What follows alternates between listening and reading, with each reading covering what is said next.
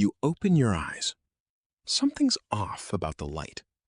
The silence in your room isn't peaceful. It's the sound of a system that's forgotten how to load. The last thing you remember is, well, nothing. Not darkness, not a dream. Just a sudden, quiet stop.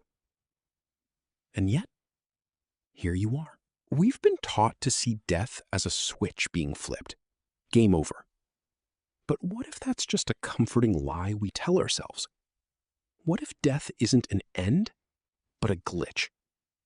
A moment where the simulation you call reality crashes, and your consciousness, the only truly real thing in the system, is left wandering the wreckage.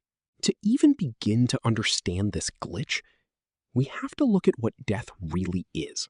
We've known for a long time that clinical death, the moment your heart stops and you stop breathing, isn't always the final curtain, thanks to things like CPR.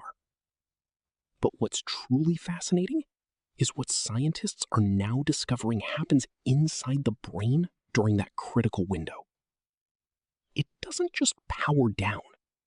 In fact, in a few fascinating but very limited studies on dying patients, scientists have recorded a mysterious and powerful surge of high-frequency electrical signals called gamma waves right around the moment of death.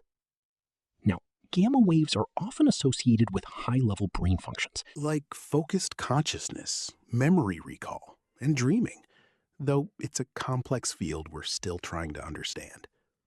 But still, the brain isn't just fading out. It seems to be lighting up, as if it's going into overdrive. This isn't a gentle dimming. It's a power surge right before the system crashes. And it begs the question, what does a mind do with that final paradoxical burst of energy? This is where the glitch really begins. Stick with me. What if that final surge is your consciousness desperately trying to render a world that's no longer receiving data? We know that our perception of time isn't fixed. Think about people who have survived car accidents or other major trauma. They often report that time slowed down, stretching seconds into what felt like minutes. This isn't just their imagination. It's a documented neurological response where the brain shifts how it encodes memories. Now, imagine that time-stretching effect amplified by the most extreme event possible, the shutdown of your own biology. In that state, the brain's last moments of activity might not feel like moments at all. Subjectively, they could stretch into a lifetime. This offers a compelling hypothesis for the life review so many people report in near-death experiences. And recently, scientists have even observed brain activity in dying patients that's consistent with memory retrieval, suggesting this isn't just a metaphor. It could be your brain emptying its cache, playing back the highlight reel of your life as the operating system corrupts. And maybe your consciousness gets lost in that playback, a dream you can't wake up from. But what if it goes even deeper?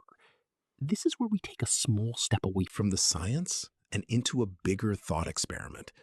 Philosophers have argued for centuries that our entire experience of reality is filtered through our consciousness.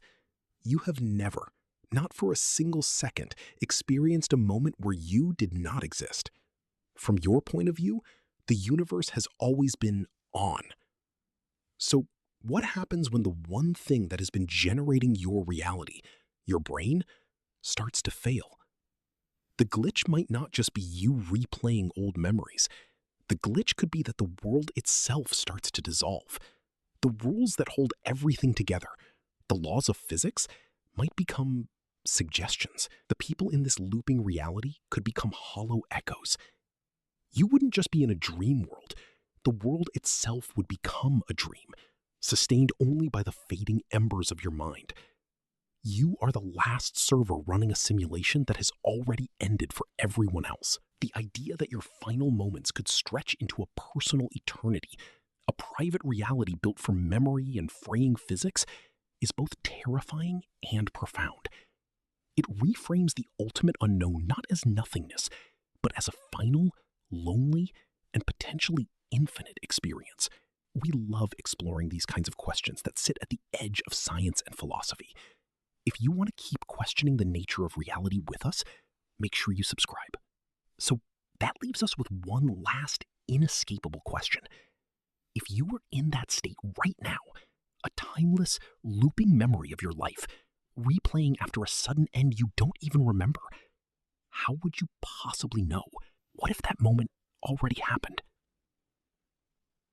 And yet, here you are,